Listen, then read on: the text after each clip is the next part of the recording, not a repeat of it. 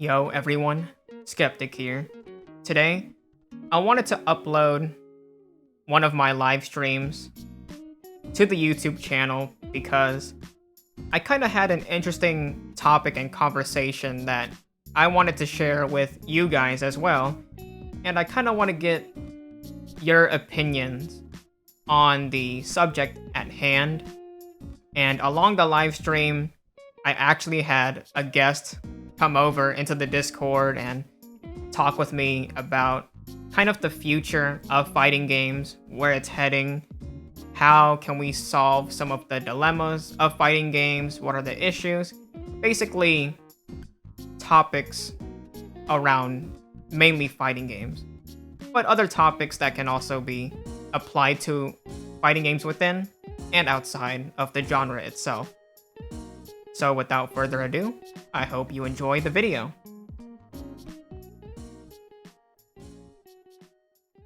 I haven't grinded in a game to where I'm like at a top level, because I haven't found that game where I'm like, oh yeah, this is the game that I want to grind. I have fun grinding the game. I want to learn more about the game at a competitive level. There are some games that I've tried out that I was like, oh, you know, I think it'll be fun to be decent at, but nothing to where I'm like, this is the one game that I want to put all my time, all my effort into. I think the closest thing was probably Guilty Gear Xrd Rev 2, but other than that, I haven't really found that same level of passion because I just haven't found it yet. I just haven't found the game yet. But who knows? Maybe in the future there'll be a fun esport competitive game that that really fits my style. Because most of the kind of typical esports games right now we have are MOBAs, FPS games, battle royales. And I do love MOBAs, but I don't know about grinding MOBAs every day. Like, I don't have that satisfaction. Like, even if I get a pentakill, it's like, oh, I guess it's cool. But it's nothing where I'm like, I'm satisfied. And FPS games, I feel if you have really good reactions and you just do a lot of aim training, I feel like you could become really good, but I don't think that'll satisfy me as a competitive player if I were to compete in an FPS game.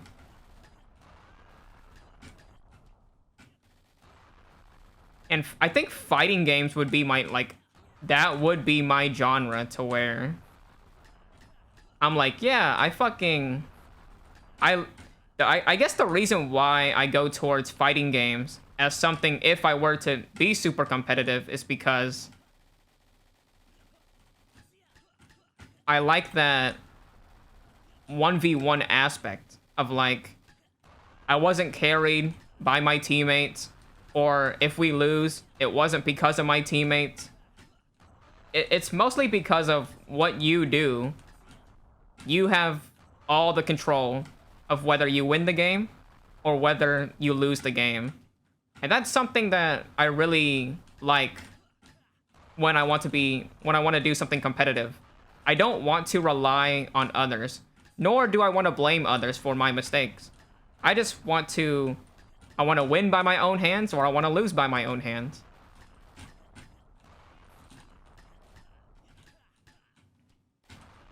I'm just waiting for that fighting game with good netcode that I just want to eventually grind. Project L might be the one, but I don't know. I don't like 2v2 games or 3v3 tag games. I more prefer the 1v1 character versus character rather than team versus team. Because I just like to main one character. I don't like to main multiple. Fighting games, I think, are the perfect esport genre. Sadly, it's just overshadowed by the big boys. Yeah, I think so too. Outside Tekken and maybe Street Fighter, other fighting games don't have that large following. It really doesn't. Tekken and Street Fighter are just like the main two games that most people outside of the fighting game community knows about. And I think another thing that's really holding the FGC back is this grassroots mentality of, oh, we gotta stay grassroots. We gotta stay grassroots. And I'm just like, we can still have grassroots events. It's not like those will disappear if we go esports. Like, why do you think everything will disappear if we fully transition to esports? Nothing. You can still host locals. You can still host your online tourneys. Nothing will change about that. The only thing that'll change is that now more players who wanted to get into fighting games have the chance to do so, and not only that, but they have the potential to do something that they love for a living.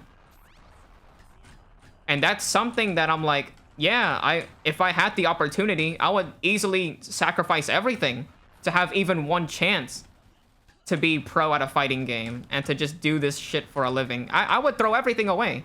I honestly would. Because it's something that I love to do. I love fighting games to the core. I love the 1v1 aspect and how hype I get in tournaments and just the grand finals and when someone resets you. It's amazing. No other esport, even when I was super into League of Legends back in the day, I never felt the sense of hypertension and excitement that I got from watching Nage versus Omito Grand Finals Evo Japan Guilty Gear Xrd. I haven't felt that same level of excitement, or the classic Evo moment 37 Justin Wong versus Daigo. No other esport match has got to me to that same level of hype and excitement. And for that reason alone, that's why even though the newer fighting games don't cater towards me and they more cater towards building up a new audience and trying to get more people, I still love the genre itself. And I can see why Guilty Gear Strive took the risk that it needed to, because they want to keep the franchise going and they're willing to sacrifice the older player base to potentially get more people to learn more about the game. And maybe if they really love Strive, they'll be like, oh shit, there's other previous Guilty Gear games, maybe I'll try that out.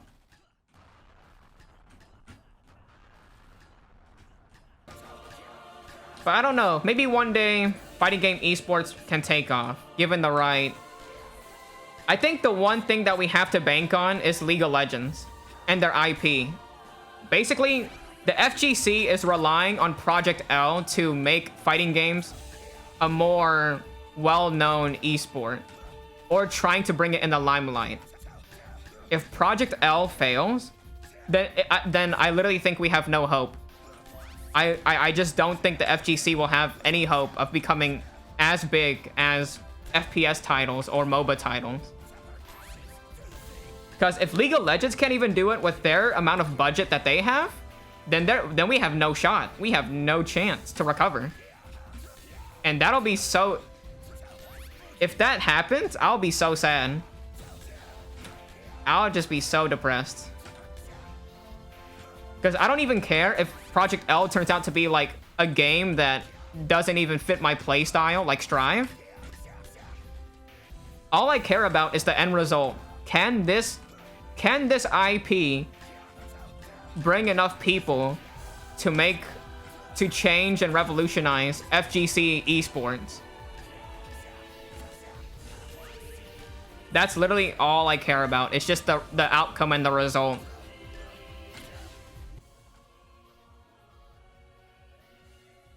I'm scared of the power of Project L, to be honest. I am too. I am honestly also scared of what Project L can bring to the table. Because it's very volatile. It can literally make or break the FGC. And especially with how many people play League of Legends, it could breed more toxic people into the community. Obviously, because more players, more chances of people becoming toxic. Pretty obvious. I don't have to state that, but There's also the fact that Project L, if it gets super popular, it can take away players from other fighting games as well. Because it's just like, oh, why would I play this old game, this old FGC game, or old fighting game, if I could just play Project L for free? And on top of that, I have the potential to make a buttload of money off of the esport. And to me, that could pose an issue, but I think fighting games can live side by side, because no matter how good Project L could potentially be, Street Fighter and Tekken have such a diverse gameplay that it'll be hard to just completely overrun them. I mean, look at Dota, right? Dota is still existing alongside League of Legends. So I'm not too afraid of them taking over everything.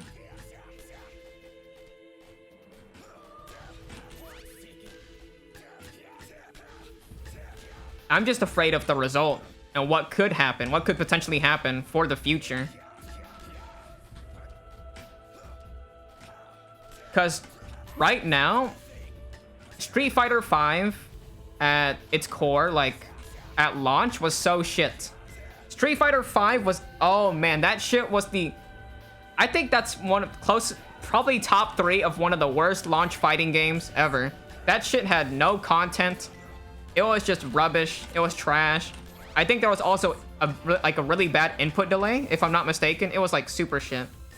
And the netcode, not even that great either. But over time, with Arcade Edition and the Championship Edition, the game has actually gotten a lot better now. And the gameplay actually looks relatively fun for the most part. So I do have hopes with SF6 and what more people it can bring. Because the Street Fighter brand is very, very popular. Like, that's like one of the first few games that if you mention a fighting game, oh, most people would think of Street Fighter. It has a very powerful IP and very powerful brand recognition. So I really do hope that SF6 can be a fun game to... I think the most important part is that the game is fun to play on launch, and not only that, but has a lot of content on launch. Have the arcade modes, have your story modes, have good online netcode. Make playing with other people seamless and easy. Have matchmaking be relatively simple. Just core foundational stuff just to make the game good.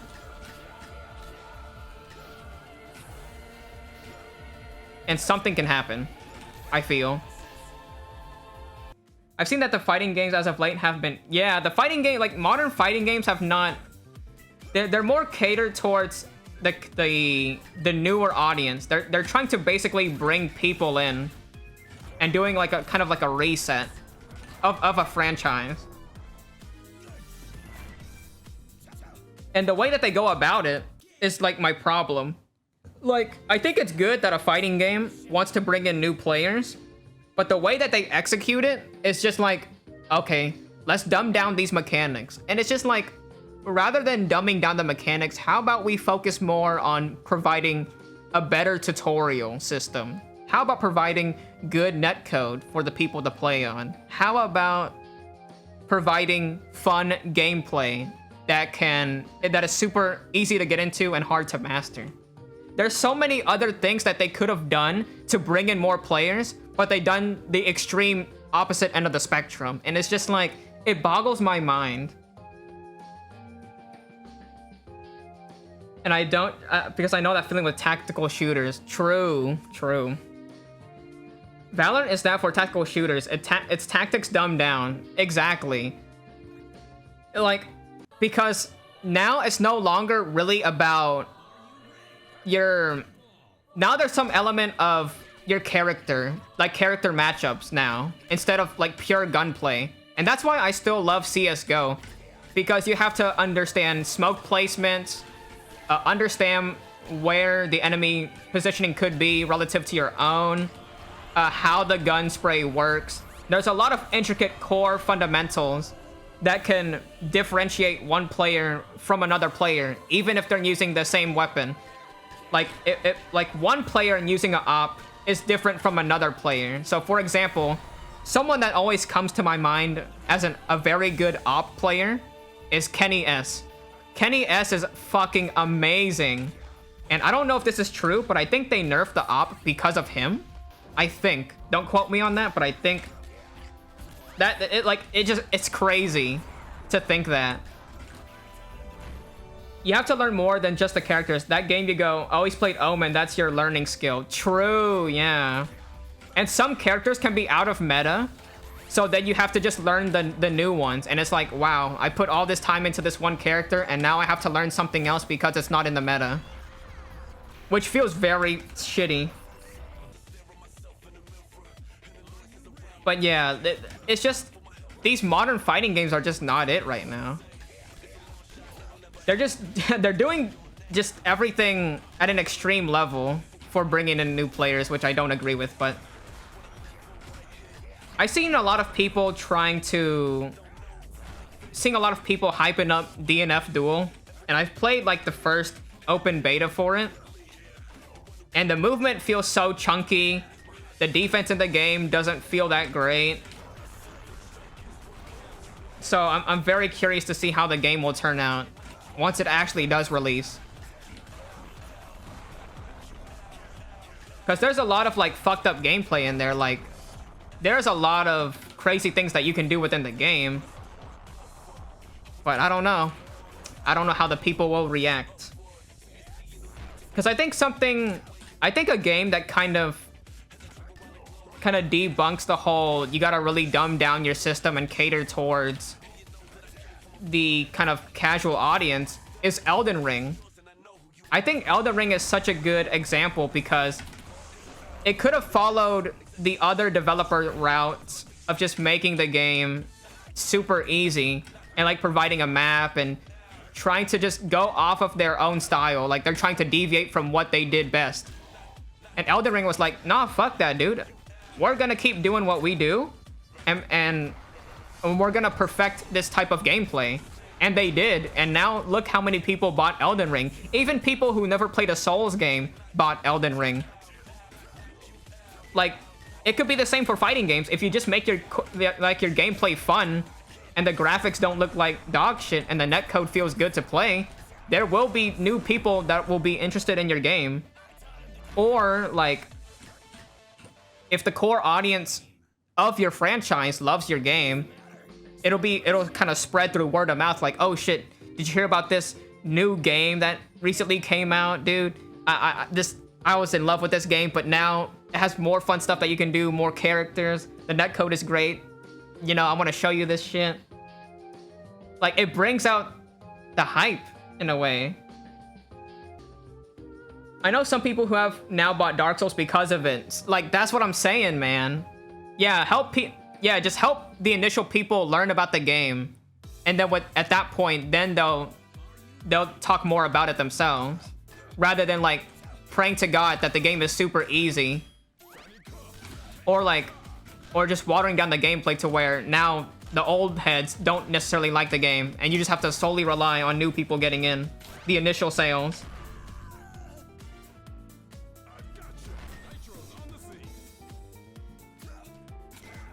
Because for fighting games, I think another kind of barrier to entry is the knowledge on the inner workings of the game. Most of the tutorials in fighting games are lackluster, and for like guides and informational videos on the game and about your specific character or mechanic, you have to go to external websites. You have to go to YouTube. You have to go to Dustloop. You have to do all these extra steps. And instead of doing all that, why not the devs just put all this information in the training room mode, or like make a separate button to be like, oh, here's the glossary, or here's a resource to where players can upload guides or tools to improve to help you improve the game, or help you to improve at the game. Because that's how you breed long-term players. It's more people understanding the game, and they're like, oh shit, this is cool because I know how to do this cool thing. Rather than just like praying to God that the new players will enjoy the game, and you just have to hope that they want to take it to the next level. Oh, and also the tutorial. Most tutorials are boring as fuck, man. They are fucking boring. They are not fun to do in fighting games. It's mostly paragraphs of text and you repeat the same thing over and over. It's just like, we gotta come up with a new formula. That don't cut no more. That does not cut no more, man. We are that tutorial mode has an expiration date, and it passed a long time ago. We need something fresh. We need something new. Like, one thing I struggle with fighting games is knowing what I should learn and when to use stuff. Exactly. Not a lot of fighting games tell you, oh, this is a good anti-air button, or this is your poking tool, or this special helps you extend your combos. There's not a lot of explanations. It just shows you how to move around and how to jump. It's like, okay, these are hella basic. We need more intricate stuff that'll help you in the long term. I feel like fighting games should have like a team mode. So one of the things that I've actually started to enjoy recently is fighting game team tournaments. So for example, there'll be like a long time ago, like I think either a year ago or 2 years ago, there was a really hype Guilty Gear Accent Core Plus R tournament where it was like North America versus Japan's best players, 10v10. And that shit was so fucking hype. It was just, okay, we lost our dude. Who can we put in for the matchup? You can hear the Discord calls and what they're saying and what their thought process is. I thought that shit was so cool to kind of experience. And I feel like fighting games need something like that, where it's just like, you go online and you pair up with like 2 or 3 of your buddies as a team. And you kind of have this like round robin kind of thing where the player that wins the game, they stay in. But if someone loses, then you could choose which teammate to like send out. And it could just create so much strategy and diversity. It would have so much dynamic.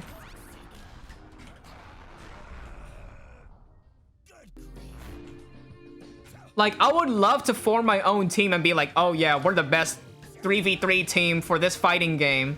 And you can make up, like, in the game, you can make your own, like, logo emblems and stuff like that. That shit would be so fire. Because it still keeps the precedence of 1v1. It's not like you're sending out assists and stuff like that. But it still creates this sort of, like, strategy that you can kind of have, like, outside of the game. And I think that's what can make it hype and fun. Like, for example, I don't know, maybe we can do like Lethal League. Oh, okay, he sends out Raptor. Who's good against Raptor? Maybe we could send out our Switch. The Switch player has a lot of matchup knowledge against Raptor. Let's send him out. And then it just kind of goes from there. It just can be so hype. Yeah, like you will all have different characters you play and what's best for your group. Yep. Like, that would be so cool, having your own emblem and stuff. Like, or, oh, even better, you can have your own guild. So, like, so in MMOs, guilds are very cool because it's like you form your own kind of community. So even if you, like, if you have, like, let's say you have, like, 10 friends and there's only a 3v3 format, well, it's like, fuck, we can't bring all 10 of us. Let's form our own guild. And then whoever's online at the time, we could see who's online. We could kind of invite them from there. So it kind of creates like a community aspect in a way, like inside of the game itself, like organically, rather than relying on something like Discord or relying on something like Reddit or Twitter to form these like groups. It just makes it so much easier and more accessible. But yeah, guild can like help other players get to know one another and help form these like teams. And this isn't something that's impossible to do. At least I don't think it is. I just don't think that fighting games see the potential. Like they haven't thought of this. They're basically just thinking of, oh, we gotta get new players. We gotta get new players. Our gameplay is outdated. We gotta get new players. And when that's like not the problem at all. They're trying to fix something that isn't the initial problem in the first place, which is basically what it is. And it's kind of unfortunate, but maybe some Western developer can do these changes. And another thing is kind of like fighting game retention. So fighting games have a lot of replayability because new metas can form and more tech can be discovered. That's like the beauty and advantage that fighting games have over most other genres. No. Oh, okay, so yeah. So I think another thing that can also, so fighting games already have a lot of retention holding ability, but why not add more stuff like cool things? So, okay. So for the ranked modes, right? For fighting games, you just see your rank go up.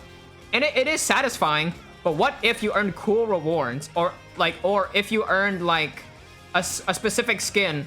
So let's say you're in season 2 of playing this fighting game and you're like the highest rank. You're like challenger or something, for example, like League of Legends, like you're challenger.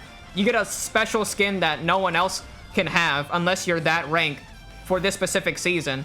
I think that would motivate so many players, either if you're casual or competitive, to keep playing the game and to get better. Like having more incentives to keep playing and grinding the game can go a long way. Or adding like a battle pass or something to keep grinding. Just something to keep playing. Even if, like, basically, you feel like you're progressing even if you're losing. And I think that's kind of like the fundamentals of a battle pass. That you're still progressing towards something even if you're not necessarily winning.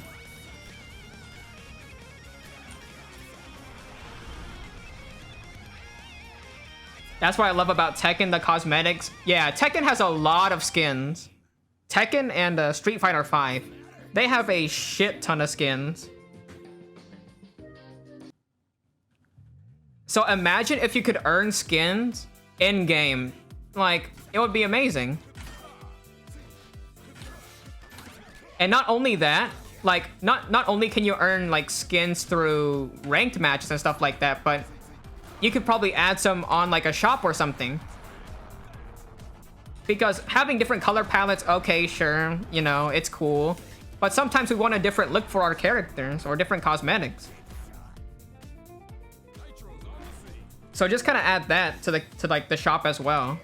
Like, if Guilty Gear Xrd Rev 2 had like skins for everybody, oh dude, I would purchase the shit out of it. It would be a wrap. But no loot boxes though. I do not. If there's one gameplay monetization thing that I hate the most, or near one of the most, it's loot boxes. We don't need that. That is something that can go in the trash. We don't need that. I think battle passes are okay, but not loot boxes. That's a whole nother rabbit hole that I don't want to go into.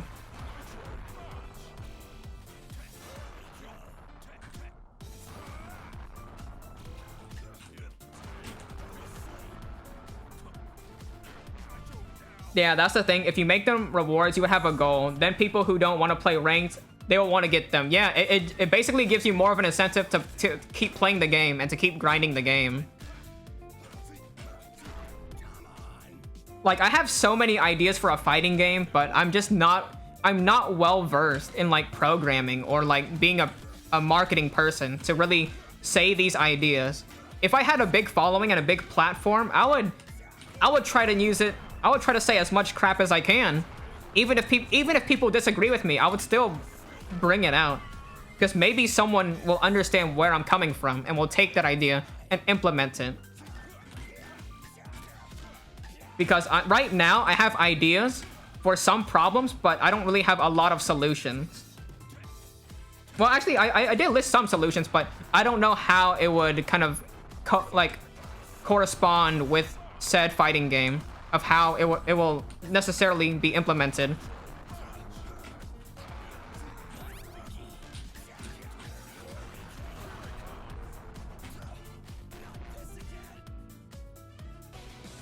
But I sound like a bitch right now, honestly. Every time I stream, I always complain about something. But the only reason why I say these things is because I genuinely care about the fighting game genre. Like, if I didn't care about the genre, there was no point in me wasting my time debating over these kind of things. But I want to see the genre actually evolve and get better, rather than staying in the past forever. Because I can't, there's no way that I'm the only one that gripes about the tutorials being so boring and dog shit, and just forcing new players to go to external websites. Like, I feel like there's at least some valid points that I'm making, at least.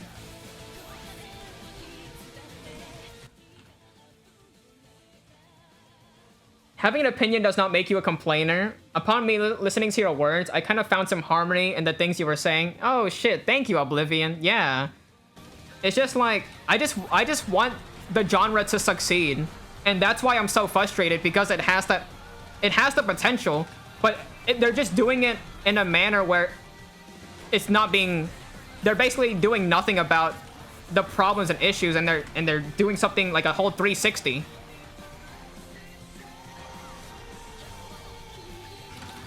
Because MOBAs and FPS, there are really good business people. I don't know who they're hiring, but the way that they market themselves and how generally easy it is to have other people play their game and get into the competitive scene, it's insane. The marketing is just really good, and their model is really smart.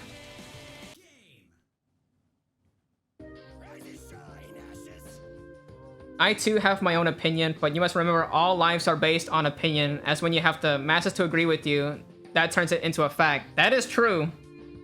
That is definitely true. At first I wasn't gonna upload the VOD, but I might just leave it, actually. Because hopefully maybe some fighting game developers can kind of take it into heart what I'm saying here.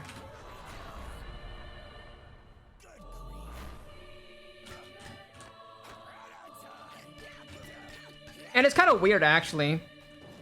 I like to talk about game development and how games are being modeled, but I don't necessarily I don't necessarily like the programming nature of it, and just like inner workings.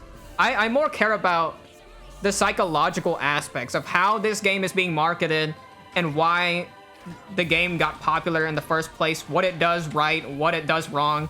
That's more of what I'm interested in a game, like in game development.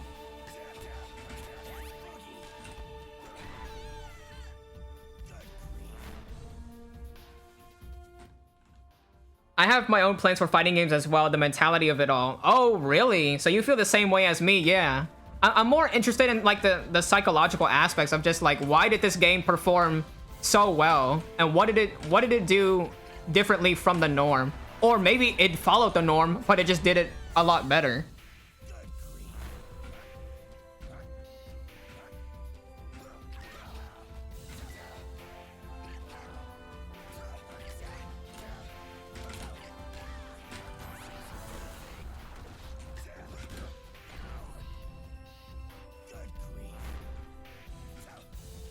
But that's my little... That's not even a little rant. It's a...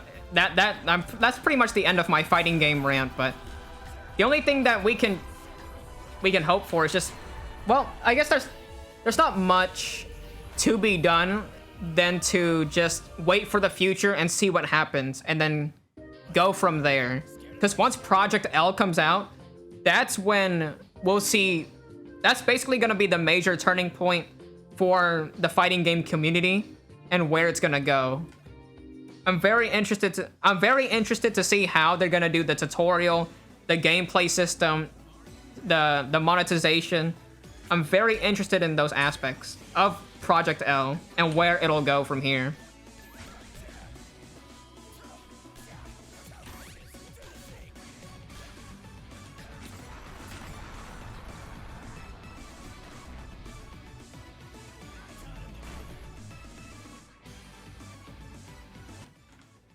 Mind if I chat with you in a call? I would like to give you better feedback. Oh yeah, I don't mind, yeah. Hold on a minute. Yeah, let me get into Discord real quick. Hopefully Project L gets other fighting games to pick it up. I hope so, man. We can only hope the future. Yeah, we literally, that's the only thing that we can basically do right now. I have to remind myself that there is some delay when I hear my voice, when your voice at on stream. So if I do say something, I'll be quiet for a little while so I can hear myself finish, and then that gives you the chance to speak because your voice is delayed via the streaming platform. Oh, okay.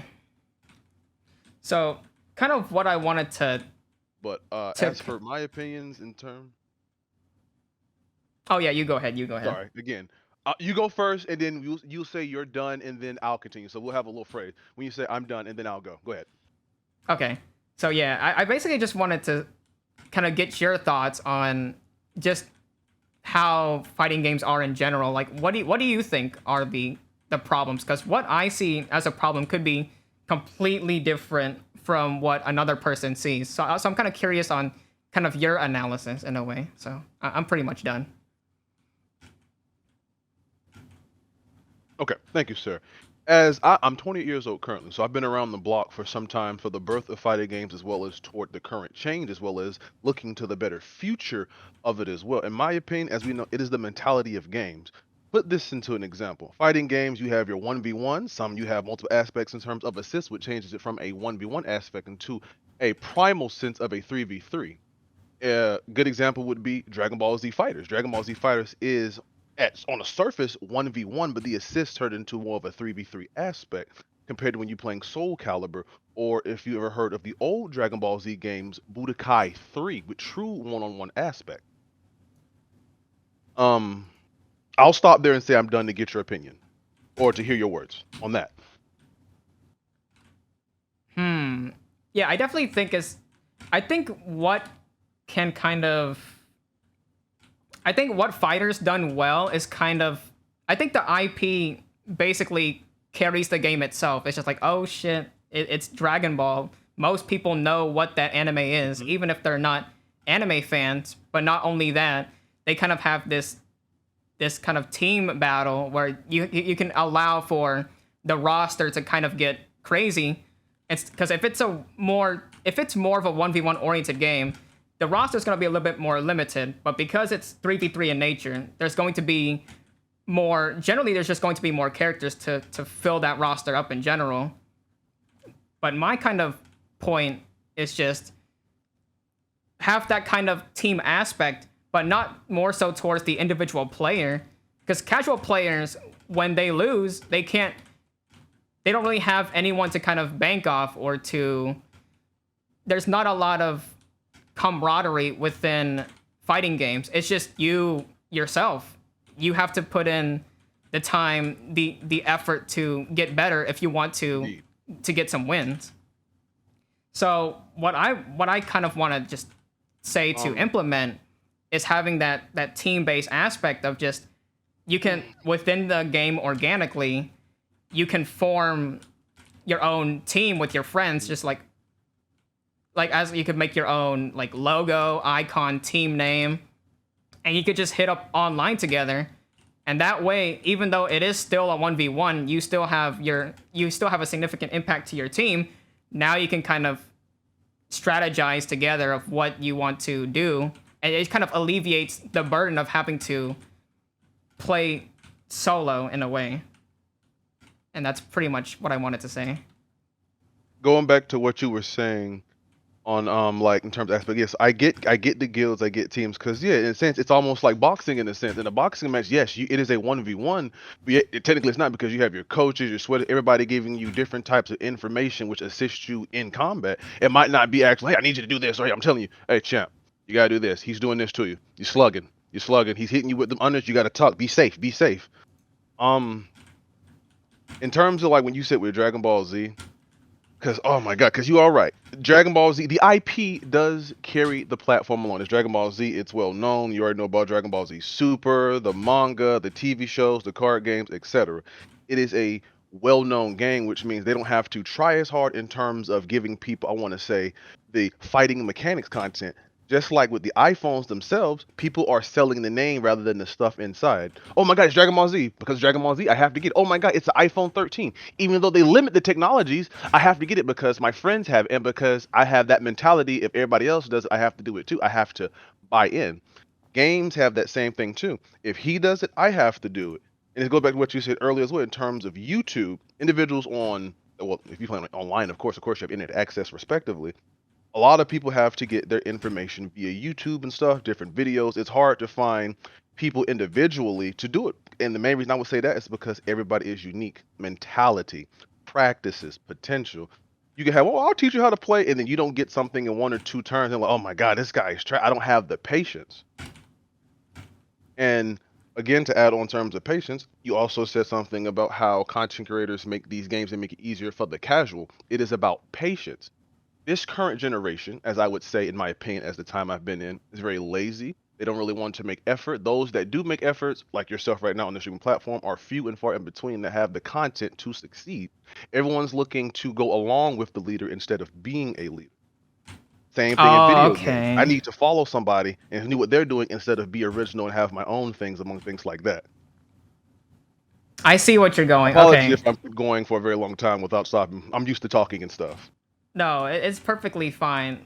I think you are definitely correct about that. Now I kind of understand where you're coming from. It's the mentality. It's basically the instant gratification that games provides. Because in FPS, even if you lose like the battle royale, if you got a kill, generally you would be pretty happy because hey, you did something within that game. Or in a MOBA, even if you're like going 0 and 20, once you get your item spike, you kind of have that gratification. And in a fighting game, to get that level of gratification, You just it told takes something very it's important. Very it important. You just said 0 and 20. yes. How many people play Call of Duty? It will go fucking 0 and 20 and it's just one bad game. I'll keep on going. I ain't worried about it. But you will lose in a fighting game one bad round and you will give up everything. Mentality is everything. The pressure of it, society as they view it, it puts pressure on you. Fighting games are more closed circle, which means it requires a bit more mentality, which means I really have to put more effort to get in compared to Call of Duty, anything else where I can just one bad game. I'm going to find the same people I did in the fighting game over and over and over again. It lessens the stress on the mentality and gives a little bit birth of, I'm okay. I'm not as bad as I think I am because other people are just as bad as me. Compared when you're playing fighting games, the circles are smaller and it's either you good or you're not. Those that are not good are forgotten or belittled. Those that are good are viewed in a light that they didn't even think they were worthy for, and thus they have to keep a false image they never wanted in the first place, which is really, really, really bad. And I myself am in something like that for every game I play. Because of my mentality, the way I speak, and how I carry myself, I view games very the same as everybody else, and I view it very differently because games are like a portal. They help us escape reality, although they exist within our reality. I don't want to go too far from the fight aspect. I do apologize, but I promise you, everything I'm saying is very connected. Yeah, I see what you're saying. Like it's very hard to see the progression in a fighting game. And it takes not only that, but it also takes a lot longer. So in FPS, you might be aiming bad, but maybe you have those 1 or 2 lucky kills that you're like, oh shit, I'm actually improving. Maybe, but in reality, you just got lucky. But you can't really see that thin line. But in a fighting game, if you go 0 and 10, you'll just feel like you're doing nothing. You'll feel very slow, and you'll just be like, why am I spending my time with this game when I could just play another genre that'll give me that level of instant gratification and that progression that I can visibly see a lot easier rather than a fighting game. And I think that does go along with kind of that mentality and that status quo, right? Because with fighting games, if you press buttons and you're a high level player, everyone suddenly, people that were not nice to you are now are very friendly to you. Like nothing ever, there's no beef between you guys. But in reality, that's not what it is. It's just because of your skills as a player. And only if you agree with their opinions and their mentality. Like in game, in Usei as example, in Lethal League, let's say, and this is the whole shabacle of like parries versus non-parries. I'll say this, and this is my opinion. For me playing LO1, there was nothing but parries, so I had no choice but to accept the terms and conditions. It's a mechanic, it kills people. If I'm smarter than you and I know my angle knowledge, I can kill you with the parries rather than actually kill on my angles. That's given. Like in other fighting games, it's easy. You press one button, oh shit, that's an easy ass kill. God damn, oh wow, that was fun. And thus they get hard stuck on pre-built knowledge. Because it's easy, they don't need to do anything else. Same thing in fighting games. We'll say, I don't know if you play Soul Calibur, do you? I've touched the game a little bit, but not really in depth. All right. Have you played Soul Calibur 6 at least? A little bit. Or, all right, then are you aware of Yoshimitsu and all of his stuff? Very easy to do. Very easy to do. High ass amounts of damage. Very punishing to everybody. Recovery is god tier, but you still have to have the mental fortitude of knowing when and what not to do. But most people in most fighting games, they just find out the simplest thing and that's all they do. I want people, just like you're saying, I want people to understand the full mechanics of video games, not just limit themselves one aspect, because that's what the majority of the populace do. They limit themselves to one aspect and they think that's all the game has and that's all they know. I don't need to do anything else. This is all I know. This works for me. And then when they go against somebody that does a multitude of things that they're confused on, like, what the fuck's going on? And then you're back to square one. And what's up, Swapter? Swapter, excuse me. Yeah, I definitely agree with you. Like, because for fighting games, one thing could work against a multitude of players. Like, for One more example, question for you. You're playing Lethal right now. I'm watching you play, and you're playing with Dust and Ashes. Do you play online regularly? I actually do not. I actually play this pretty casually. I just play against AI. That's a respectable thing. There is no harm with that. There's nothing wrong with that at all. Going back to what you were saying earlier in terms of training and stuff, perhaps Lethal League, they did add a training thing for people to learn the beginning and some of the competitive stuff of the game. You were making reference that other games don't do that anymore. Hence why people go on YouTube to have to look up all this other information, which in some of it is very biased a lot. And I don't think. Well, I guess in a sense, compared to looking up information on YouTube and comparing to hearing it to the community, I want to say both can be biased, but I feel like if you follow the community and people actually talking to you more than the YouTube videos, it's more raw, it's more real, and any information that they're saying at this time can change on the fly because you could have one game, they did something completely different from what you specified, and you might be 2 steps back or back to square one. Yeah, I definitely think having that kind of community feel is something that I feel like the game organically needs to do. And I think what Lethal League Blaze has is kind of that community of just helping one another and making sure that everyone can kind of understand how to generally play the game and what advanced techniques are generally helpful and what are not. Because like you said earlier, that metas can change, and one new tech discovery can completely change the outcome of how you either play the game or even think about the game. So having general feedback, and not only that, but that camaraderie can go a long way for a fighting game. And that's something that is not as present, because I feel like the last time we kind of had that was, this is even before my time, the arcade era, where you couldn't really play online and you had to go to these local mom and pop shops or gaming stores to fight against another person.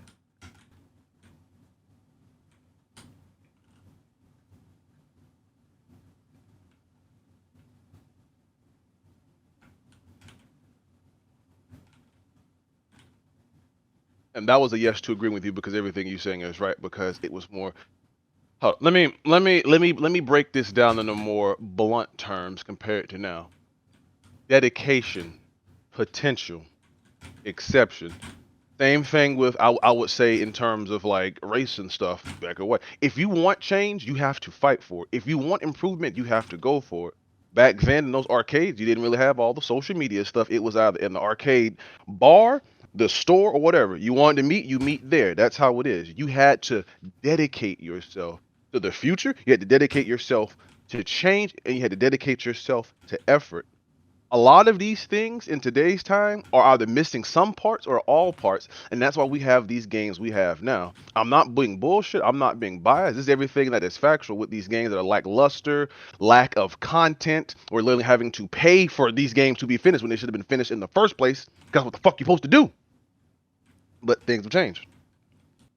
Yeah, it just basically goes along with this new era that we're in of just every you have to. It's optional, extremely.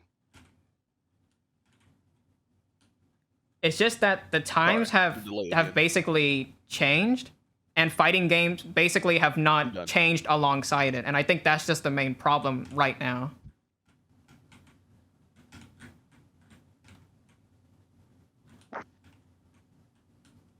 If you could name any fighting games that have changed, or because there are some small examples of fighting games.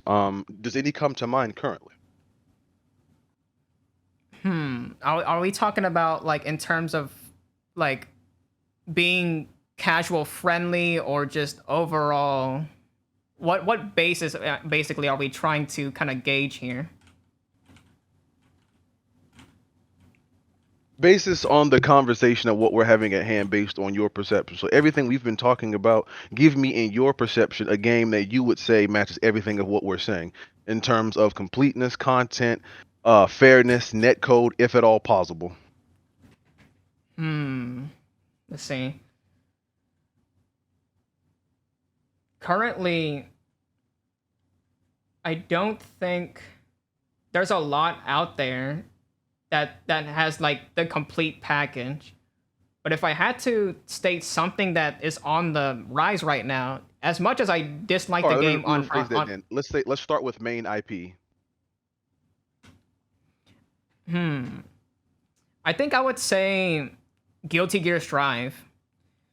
Even though I dislike the game on a personal level, the marketing that they've done for the game kind of revitalized the franchise as a whole.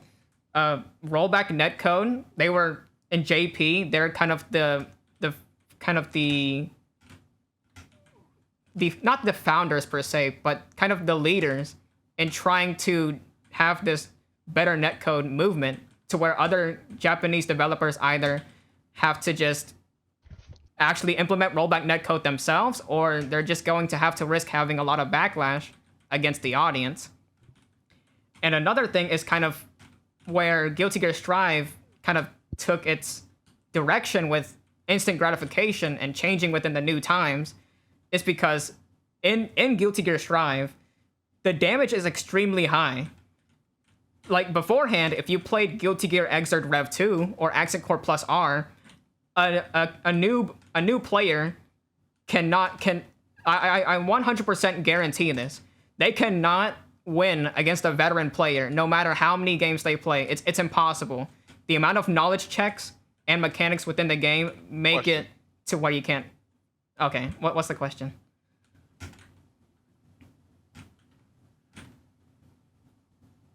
So are you saying right now, I've looked at some information on old Guilty Gear, current Guilty Gear. So basically, what you're saying is that the game community at first, its barriers were locked in. This is a game for those that want to put effort. If you want to be rewarded, you got to put in the effort. A genuine game, results will always vary for those that put effort in. Now you're telling me, compared to the new one, you do way more damage and you can easily get bodied. But me being somewhat of a veteran gamer and looking at things in the long run, as well as this generation, they made it easier for even more easier for casual, because I'm a hardcore casual stage. I can go back and forth. That's why I'm not biased. I'm going to cut both out. So back then, if you did more combos, it was more mentally rewarding, even though the health wasn't taken down that much. So it's more of a placebo effect. You did more damage based on the mental combo you did, so it felt like you did more. Compared to now, where you have massive ass damage, so 1 or 2, 3 good hits make these rounds go by faster, so it seems like you're doing a lot of work and it's made in that life clock. These games are going by fast. It looks like I'm doing a lot of damage. Yeah, you are, because the games make you do my damage, like you just told me, but they're going by faster, so more people are getting more games in instead of being felt like they're stuck under pressure, because like you just said before, in the first Guilty Gear, all that mental know-how and knowledge can really make the games go for an extended amount of time. Exactly. You basically just summed up everything that I was trying to say. It's just that they basically changed. Funny enough, they changed the mentality of how casual players play fighting games. Now you can be rewarded for not putting in as much time and effort, and you can have that general same amount of I'm gonna have fun. to interrupt you just this one moment, but this generation in fighting game is getting very more nerfed. I'm so sorry. No, no It problem. just it, and I think you, as you understand what I'm saying, are slowly becoming aware of it, and you on your platform are trying to bring awareness and change to it. But it's hard because a lot of people are like this phrase is very old. They're set in their ways, or now in today's time, they're set in their current ways, and they don't want no change because change is scary. It certainly is, and like this is basically the best that I can do right now with my ability. Just hoping that someone or something can at least take one general bit of information and kind of play it off from there. Because I am not a top level fighting game player, nor do I claim to be one. I have to ask you, kind sir, think of what you just said, and think about this whole conversation. What happened now? Your information has made efforts to me, and I'm going to make efforts to make this even more better for the games I wish to make, because me and my friends, we have this vision, we have these thoughts. You yourself, this random existence that happened, you happening to randomly stream and me happening to magically appear because I wanted to, because you're playing a game I greatly enjoy, you have now made effort for me on my part to do the very thing you are saying on my side of the world. So kudos to you, sir. You have literally done the very thing you've been looking to do. Now, like flowers, it must grow. You know, I definitely appreciate you as well, just because I feel like it's very engaging and fun to have conversations of like where games are currently heading and what we can do to kind of, because not all games have become necessarily muddled as time progresses. Those that are It's willing, just my more good friend. specifically on this genre that I feel is where we haven't evolved as much.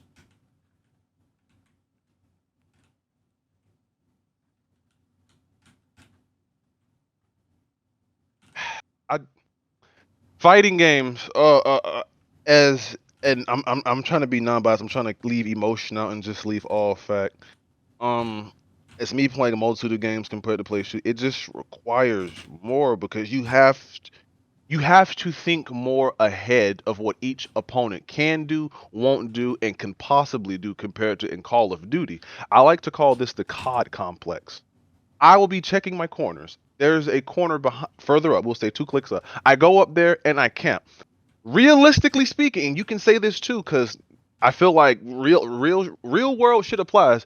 I could be sitting in a corner for a whole minute. The moment I think of somebody appearing, or I think of moving, someone magically appears every time.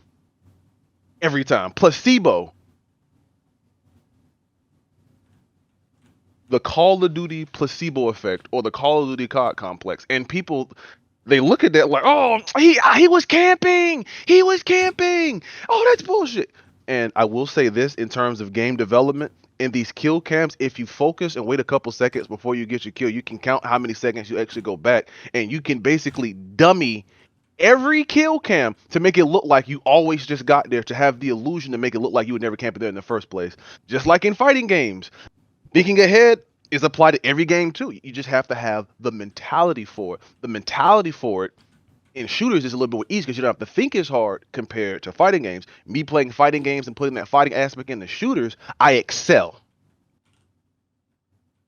I think that's so interesting. Yeah, it's just the amount of just how I'm done now. Go how ahead. social media kind of changed our perspectives, and then how we kind of get our dopamine and how we get rewarded kind of affects gaming in a nutshell. So some games might have more impact than others, and like you said, fighting games take more of a mental toll.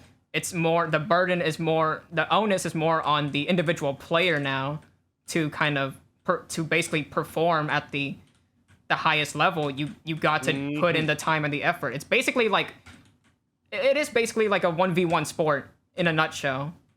It's that it's not necessarily, it's still necessarily a game, but it's more of a sport, and where, like, for example, you can't play basketball for 1 week and expect to be someone like LeBron James. You have to really put yourself out there. You really have to work for it. You have to get your own resources and do a lot to get to that high level. And it may take months, Fair it may words. take weeks, or even years. It's just the whole mentality has just of fighting games is vastly different.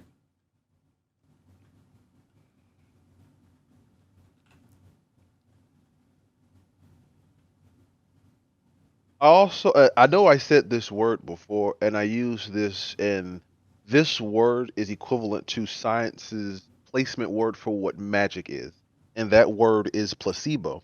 I'll explain. Magic is a word. Science too is a word. The word for magic is a placeholder word for science. Magic is the placeholder word for what science cannot break down and explain in the English language. That's the only language I know of currently, unless there are other alien races out there. Of course, this is just me being literal as fuck. So magic is just what cannot be explained in science, or the English definition of what science explains current things. So if I said placebo effect, listen, bro, you're the best motherfucker on the planet. Your reflexes are godly. The only reason why you missed that was because you did A, B, and C, but you always do 1, 2, and 3. That's self-reassuring, almost like feeding a narcissistic individual. We all are like plants, and we all have to be flowered accordingly. Some people, some gardeners in their own sense, can corrupt or change their, I want to say, their plant structure. And that's how you get people sucking these placebo effects. I'm this, I'm that, I'm good. You did this. I ain't gotta worry about shit. I'm the best.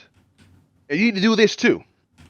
And communities and skill, like I said before, get locked in. And placebo effects in fighting communities can also branch up to those that make games, because those that are good at games, they ascend to make games. It will only be in their image, and because they refuse to see the points of others, games will be locked in that same preset way because they didn't want change. And as it is for some of the small indie games right now, not AAA, because AAA is already preset to a degree, that's how it is now. Oh, for sure. And I definitely feel that way as well. Is that I feel like other types of genres are a little bit more open to change. But fighting game players, if there's even one hint of a mechanical change or they add something new, then they're afraid, because now everything that was Yep. everything that was working before now suddenly doesn't work, and now they got to tweet about it, they got to tell their friends, make a YouTube video, and then that change that could have been very fun and could have had potentially bring in more players and maybe more depth and complex into the game is now reverted, and we basically go back to square one. Some validation. We all do, and I'll say this too. We all want validation for what we alone, in our perception of reality, perceive what skill is, as well as in the perception of others, which we want to be in their limelight, perceive what skill is and other things is as well. And thus, again, people get locked in with change. This is bad. This is good. No, this can't. Hey, did you ever think about adding this new change with this? Huh? I didn't think about that. You ever thought the way you delivered the information to someone probably changed their mental cognitive of how they want it to change or not? Again, placebo. Yeah, influencers, especially fighting game hey, bro, you're a good influencers. ass streamer, bro. You're like, damn, that's aggressive. I'm proud, a little nervous right there, but damn, other than you're a good streamer. Yeah, I feel like influencers are very strong nowadays, and especially in fighting games. And especially the status quo is if you have like at least near 1 million subscribers, you have like at least 500K followers, and like a decent following on Twitch, you have a lot of say in how a fighting game can be perceived, not only within the game but outside of the game, the community of how they can be perceived. You could basically say, hey, this community is always toxic as shit, and people will believe that. You could say this fighting game mechanic is unfair, and more people will, rather than play the game themselves and seeing if it is unfair, they'll just bank on the influencer and be like, oh, you have a large following? I think you're probably right about that. And that kind of slows down the progression of the games as well. And I don't know if it's something that we can combat, because it's not necessarily something you can do within the game at that point. Now it's outside of the game. How can developers control that? It's literally, you can't. You just have to give out information in a way that's very deliberate and very detailed, to where not a lot of people can misunderstand. Because one misunderstanding can completely change your whole game's perspective and the whole audience's perspective. I have a perfect example for that right now, and it's not even a game reference, but it's the principles apply. Disney. Disney, as we've known them for fucking years, have been their own business, their own shit, standalone, away from the government. They made one opinion some months back, and now they're losing everything. Their individuality is gone. One bad opinion. No, one opinion, free. But I guess you didn't word it right enough for the masses, and now you're losing everything. That is how fighting games, everything works. Placebo. If you're not with the masses, you're against the masses. But if you can manipulate the masses, then you become the masses. Placebo.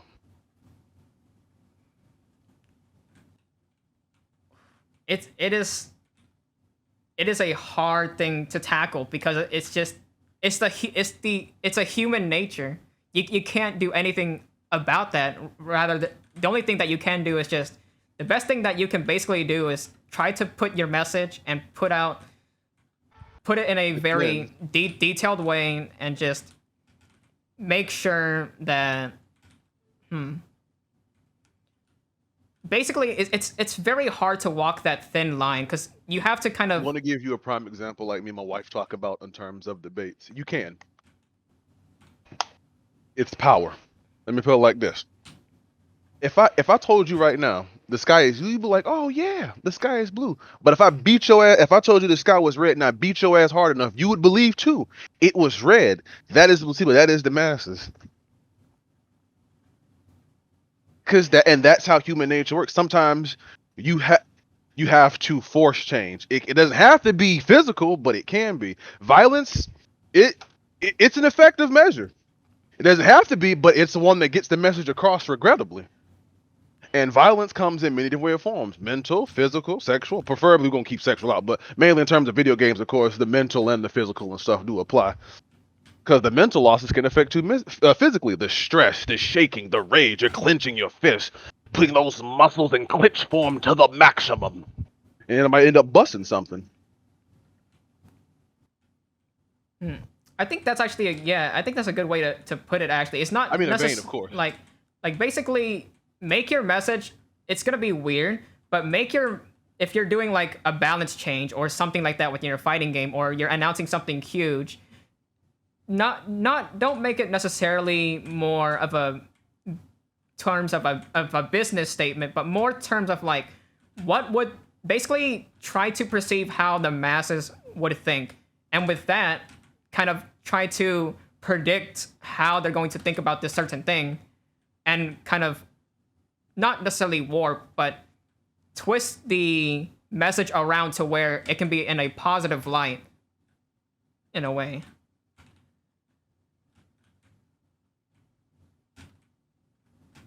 I'll definitely say a lot of the things on the platform, even now, of Lethal League, I would like to believe I have a lot of, I want to say to myself, positive thoughts, good balance changes and stuff of fairness. Because at the end of the day, in any game, I don't give a fuck if the graphics were at 1, 2, 3, or -10. As long as he can beat my ass fairly with that connection and I can beat his ass fairly, that's all I care about. That's the only type of equality I want, bro. I don't care about badass graphics. I don't care about other stuff. I want to get my ass beat clean. I want him, the skillful individual who's better than me, when he puts my ass over his left, he spanks the fuck out of me cleanly. Ain't no lag, or I wake up one day and I feel it next week when I'm taking a shower. I want it clean and fair so I can move on. Oh, I wholeheartedly agree too. It's just that's what it should be. Like you said before, rollback netcode and stuff. These are the things that should be priority one. Yeah, just overall making the core gameplay and foundational package, making sure that the whole experience is set in stone. Then we can kind of go from there and worry about, okay, does it have enough content for the casual players to stick around? Mm-hmm. Does it have more incentives for competitive players to want to grind out the game? What's in it for them? But right now, currently, we're just not at that stage yet because we're still having trouble having these foundational issues, which can lead to player frustration and them leaving the game in general, rather than sticking around and hoping that the patch may or may not fix this specific issue.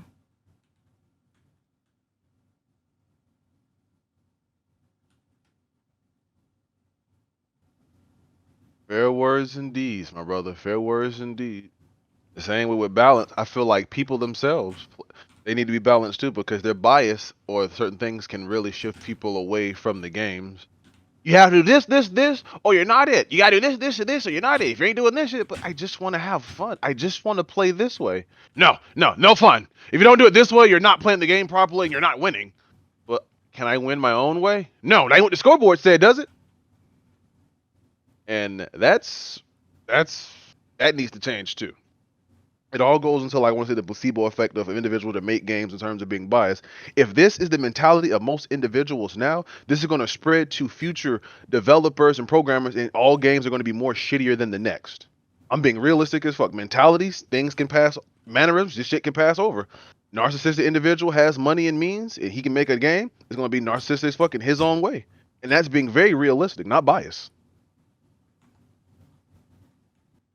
Yeah, it's to basically fix this whole kind of issue. It basically it's something that's rooted within our basically our society today and how we kind of view things in general, and how times have just completely changed from like being more patient to certain things because we didn't have the internet was not as popularized as it is now. So we weren't as aware of these certain issues, or we didn't have as much help. So we basically had to just learn to do things ourselves. But now with the internet popularizing more stuff and we have more information on certain topics, now people they think everyone has that podium to just say what they want and think that there's no consequence to go along with said thing, which basically then roots into other media, such as games, movies, TV shows. And it just influences our actions, what we do now.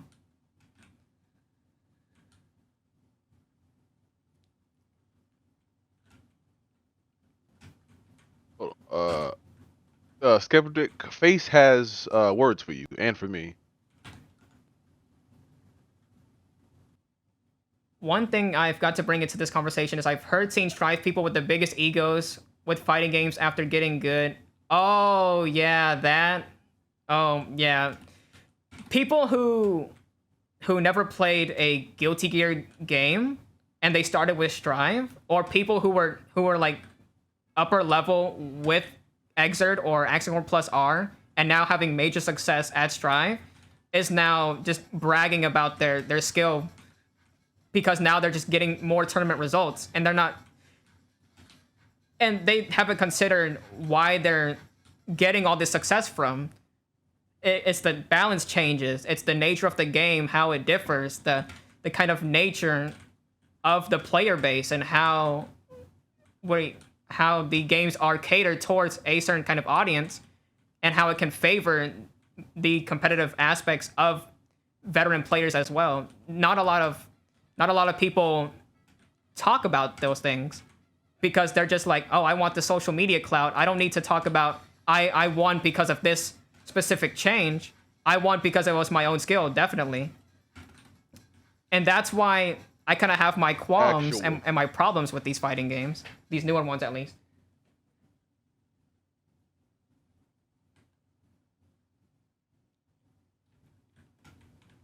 I can't think of, man. I think of Stride. Never played Stride. I've watched Stride. You gave me good information on Stride for the first one in terms of the health bar systems, and that alone gave me a little bit of more of information in terms of somewhat of the player base. Well, I've been looking up some stuff on the computer, Googling, so I can make sure I'm saying the right stuff as well, because I don't want to say anything wrong. So everybody should make sure we get, as they get, the right information. I think of Strive. No, I think of Strives and I immediately think of Dragon Ball Z because of artworks. And I'm thinking that's what other people are thinking about too, because they are the same people that made fighters. But a lot of people of this current time are more prone to Dragon Ball Z because of the marketing for Dragon Ball Z Super, the movies and stuff. Like, oh shit, what's Guilty Gear? Wait a minute, is that the same people that made fighters? Oh, I'll check it out. And then there's that branching midway point.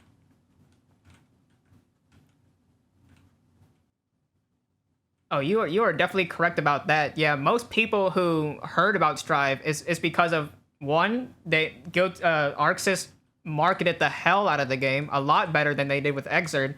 And another thing, I think the major one is Dragon Ball Fighters, is that they saw how good the game looked And now they're looking at a game that potentially looks even better than that. It's going to generate a lot of word of mouth and a lot of hype over the game, bringing in new players that may not necessarily be fighting game players who knew about the past games, and it's like, oh shit, yeah, this guy's good, without considering, oh wait, how did this person perform in previous games, and kind of their background and history as to why they're having these successes. And they don't know that. I don't blame them for having these thoughts of like, oh shit, this guy must be really good for X reason, but they don't have the whole context. But it's just that kind of, like you said earlier, it's that placebo effect, that the masses, how you act around others and how you perceive yourself can affect multiple people, and especially having tournament results helps that idea as well. It's just like, yep, I have these results, so you can't say that I wasn't carried by this kind of game mechanic or the simplification of this system. I did it with my own willpower and my own practice.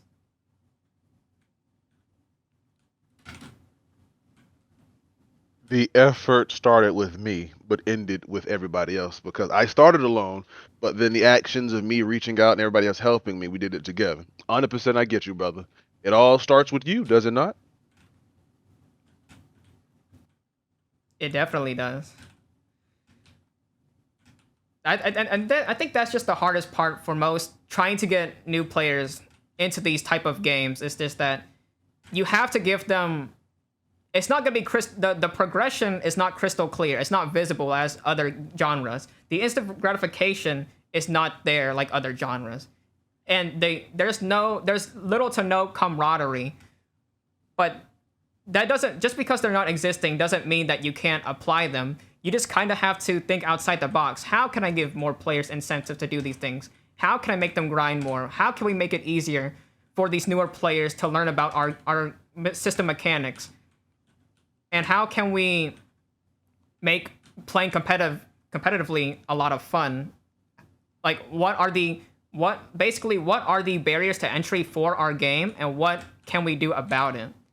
And I think that's just the first step that fighting games as a whole needs to look at, and just realize that change is not going to happen immediately, but one developer just has to go out there and say, hey, this is going to be a little bit risky, but let's try to do this thing and see if it works. Have you played Street Fighter 4? I actually have not.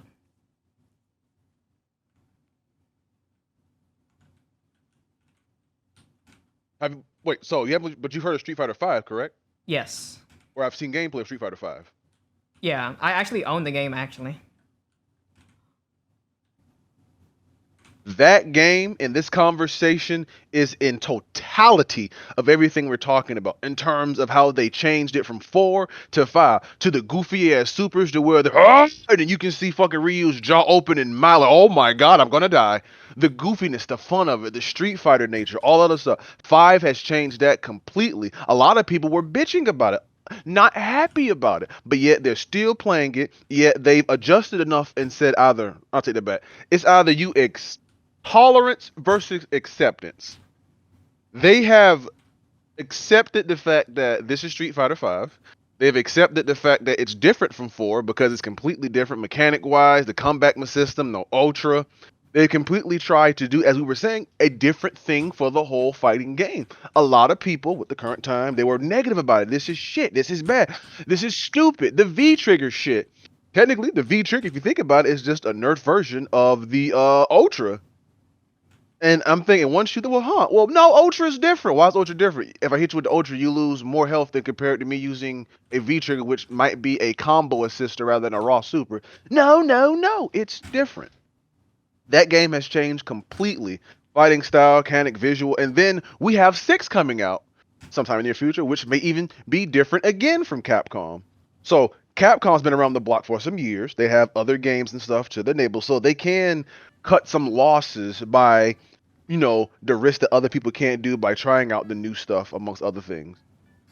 Which is kind of unfair, but it's fair because they have the money, they have the resources, and like we're talking right now, they're willing to attempt to make that change.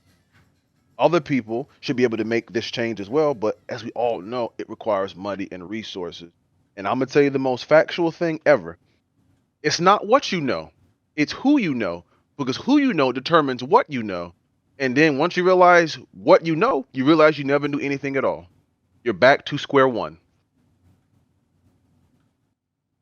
I wholeheartedly agree. Just seeing, I think SF5 is probably the, I think you said it right. It's just that it's the best game example for our whole conversation of how they're trying to adapt to the times and kind of the perception of change and this placebo effect and how influencers can disregard the game at first, but then as they make more, as management changes and as the vision changes, more people are in acceptance with the game and the game slowly progresses. Okay, it didn't have arcade mode. Okay, now we're gonna add that in. Okay, what else are the players griping about? Okay, we need a little bit more interesting play now for a new season. Let's kind of add that in. Let's add more. People want more characters. Let's add that as well. It's just they're making a lot of interesting changes that a game that should have flopped. Another question for you though. You specified something very changes that shouldn't even in the game. Why in a game that has always had arcade mode in every I want to say release did it not have something that has been default? That game was rushed and it was not finished, and we out of pocket continually had to pay for its completion, and that is a very very sad thing. Oh, we need arcade. They didn't even have what fight. Let me calm myself down because we're gonna get heated. What fighting game doesn't have a fucking training room in it? That's dumb. You had that since fucking the Third Strike, and you took it out on 5. That right there is unacceptable. That is proof of the laziness and of the dumbass shit. Well, these people ain't gonna fucking care. We're in the future where they'll just keep mindless consumerism. Man, it doesn't matter, guys. They're gonna pay to fill this burger up. Jimmy, cut the lettuce. No, fuck it. Toss the patty out. They'll pre-order it again later. Literally the future. Yeah, and I think that's something that's not even just like specifically Street Fighter 5. It's just gaming as a whole. We have this new patch meta. We have this DLC meta where it's okay if the game is unfinished. We can complete it eventually, and they know that players are still going to buy that game because they have that safety net. But back in the day, there wasn't a lot of safety nets for video games because at the time it was still, I feel like video games were more of a niche back then. It was just more of a luxury. Not a lot of people played back then, but now there's a whole market towards games. More gaming people are getting sponsorships from like even corporations like McDonald's and Jack in the Box, which is insane to me of how much gaming can take a person now compared to back then. It's now treated as like a business, and just like a business, they'll do whatever they can to milk the pockets of their consumers.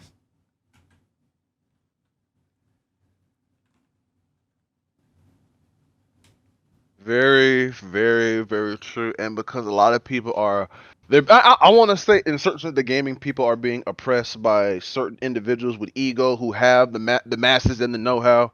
I don't want to be like, what's his name, Sonic Fox. Sonic Fox can't. I'll say he can be an example. Yeah, he's gay, but that's irrelevant to thing. But I have to say that because that's That adds on to his mental. I want to say his mental scare factor, because in the mind of an average individual that's playing games, if you are not focused on the game on every aspect, every millisecond, every delay could cost you your life. And most heterosexual individuals, when playing somebody else that's a homosexual, they got to think, I'm not going to lose to some gay ass motherfucker. And because you're so focused on that instead of he's just a person, that's just an identity of his choosing, let me focus on this game, you're bottled. The milliseconds are being taken up by something irrelevant.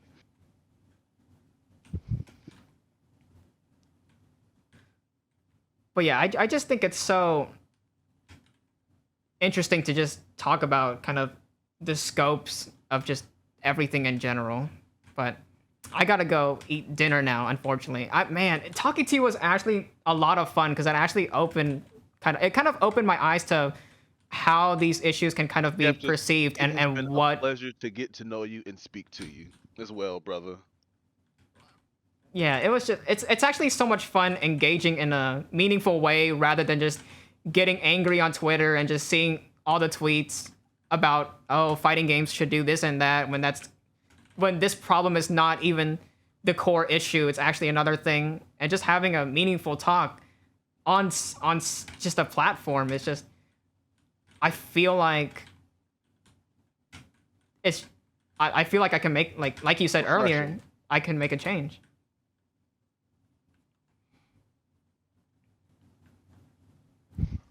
You can. I tell people all the time, believe in the power that believes in you, because the power that makes you you is making your heart beat right now. Expand.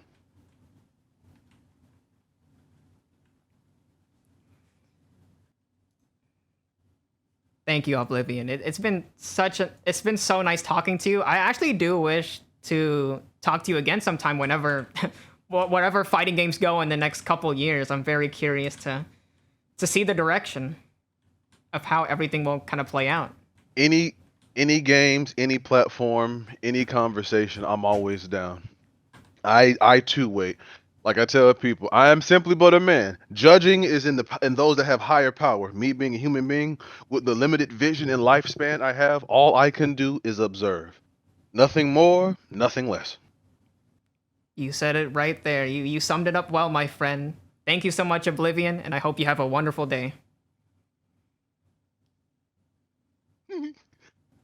Hey, you have a blessed day. We can talk anytime. Many moons of happiness to you. All right, peace.